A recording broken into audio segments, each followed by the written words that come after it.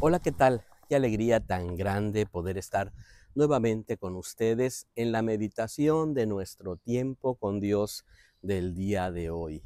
Soy el pastor Fernando Sánchez, pastor de la Primera Iglesia Bautista de la ciudad de Ducor, California, y para nosotros es un enorme privilegio poder acompañarte en tu lectura bíblica devocional del día de hoy. Muchísimas gracias por permitirnos este enorme privilegio. Gracias por esta hermosa oportunidad de conectarnos, de estar juntos en la lectura bíblica devocional del día de hoy, que el día de hoy la estamos centrando en la carta a los Romanos, en el capítulo número 5, y el día de hoy nos corresponde meditar del versículo número 12 hasta el versículo número 21. Te agradecemos que te suscribas a nuestro canal, te agradecemos que lo puedas compartir con otras personas, porque esto nos permite a nosotros ir creciendo, pero sobre todo seguir compartiendo la palabra de nuestro Dios con muchas personas. El día de hoy pues estamos en la meditación que corresponde al sábado 13 de septiembre. Es una porción bíblica un poquito extensa, pero llena de matices, llena de principios que de alguna manera podemos compartir juntos. Bueno, nosotros le hemos titulado a esta reflexión de la siguiente manera: un nuevo ADN. Un nuevo ADN. Y sabes, es que en nuestra historia podemos observar cómo el pasado que hemos vivido de alguna forma nos ha afectado. Los pecados que quizás nuestros padres, nuestros abuelos o nuestras generaciones anteriores de alguna manera hicieron, pues querramos o no aceptarlo, nos van afectando en nuestra vida cotidiana, en nuestro diario vivir. Pero qué hermoso es encontrar en la gema del texto del día de hoy cómo el Señor nos permite reconocer que nos da la oportunidad de un nuevo comienzo, de tener una nueva identidad y de ir avanzando hacia la vida de una manera abrumadora, teniendo la confianza de que tenemos un Dios maravilloso. Creo que hay por lo menos tres enseñanzas que queremos compartir contigo con mucho cariño y con mucho respeto. La primera de ellas las vamos a centrar en el versículo número 12, 13 y 14. Y le pusimos de la siguiente manera. Número uno, debemos reconocer nuestro antiguo ADN. Creo que lo primero que tenemos que hacer nosotros como personas, como cristianos que estamos avanzando en nuestra fe, es reconocer que efectivamente había un antiguo ADN, una vieja manera de vivir que de alguna manera nos había afectado o nos sigue afectando en nuestra vida. Observa cómo dice el versículo número 12, 13 y 14. Dice: por tanto, como el pecado entró en el mundo por un hombre, y por el pecado la muerte, así la muerte pasó a todos los hombres por cuanto todos pecaron. Antes de la ley ya habían pecado en el mundo, pero donde no hay ley no se inculpa de pecado. No obstante, reinó la muerte desde Adán hasta Moisés, aun en los que no pecaron a la manera de la transgresión de Adán, el cual es figura del que había de venir. Entonces el apóstol Pablo lo que está haciendo es que nos va mostrando cómo anteriormente había una historia en nuestras vidas que nos había afectado. Y lo que comienza diciendo aquí dice: por tanto, como el pecado entró en el mundo por un hombre, y por él el pecado, la muerte, así la muerte pasó a todos los hombres por cuanto todos pecaron. Se nos habla de un hombre que pecó primero, digamos, Adán, ¿verdad? Pero luego nos dice, al final todos hemos pecado. ¿Sabes por qué?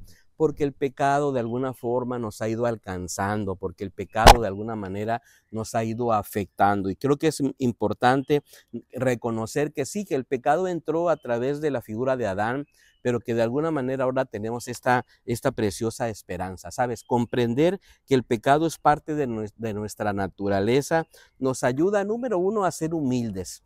Número dos, a reconocer nuestra vulnerabilidad y entonces aprender a poder poner nuestra confianza en este Dios maravilloso. No somos perfectos, nosotros cometemos errores, nosotros somos vulnerables, necesitamos la ayuda de Dios. Y creo que como primer punto necesitamos, número uno, reconocer nuestro antiguo ADN, y para esto entonces reconocer que necesitamos a Cristo para que Él nos ayude a ser transformados, a ir cambiando nuestra vida para poder ir hacia adelante. Hay una segunda enseñanza que yo quiero compartir contigo con mucho cariño también.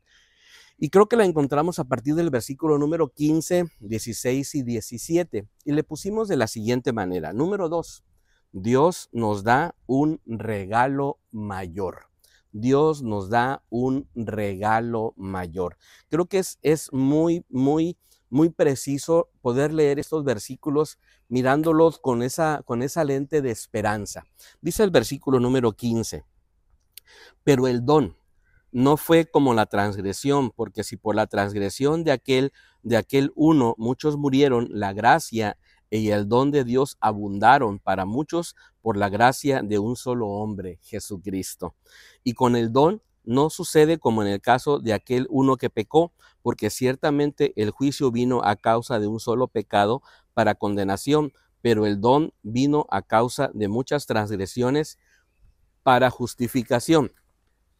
Y si por la transgresión de uno solo reinó la muerte, mucho más reinará en vida por uno solo, Jesucristo, los que reciben la abundancia de la gracia y el don de la justicia. Qué hermosa comparación.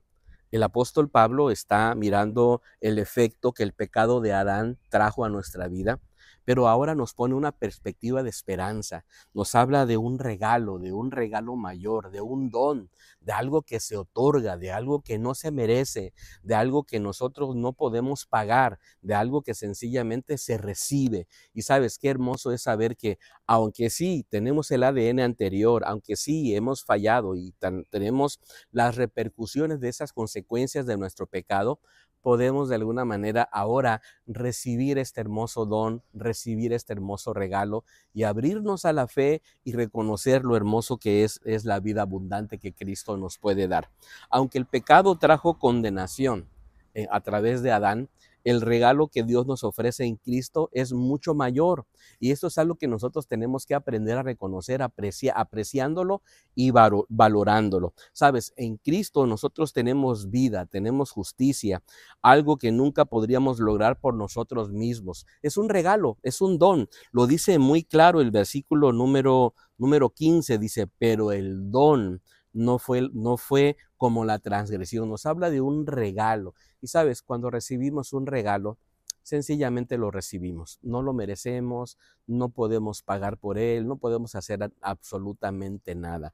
Es algo extraordinario que nos llega y es algo muy hermoso. Ahora, cuando nos sentimos a veces indignos o de alguna manera sentimos nosotros que hemos fallado, tenemos que recordar que Cristo nos ha dado ese don, ese regalo. Dios nos ha dado a Jesucristo para que nosotros lo podamos recibir y ser perdonados e ir transformando nuestra vida cuando ponemos nuestra confianza en este Dios maravilloso. Ahora quiero compartir contigo esta tercera y última enseñanza que yo quiero dejar en tu corazón. Número 3, vivimos bajo la gracia. A partir del versículo número 18, 19, 20 y 21, se nos habla de eso, de esa hermosa gracia, de ese hermoso don, de eso que se nos ha revelado, de eso que se nos ha dado de manera hermosa y de manera preciosa.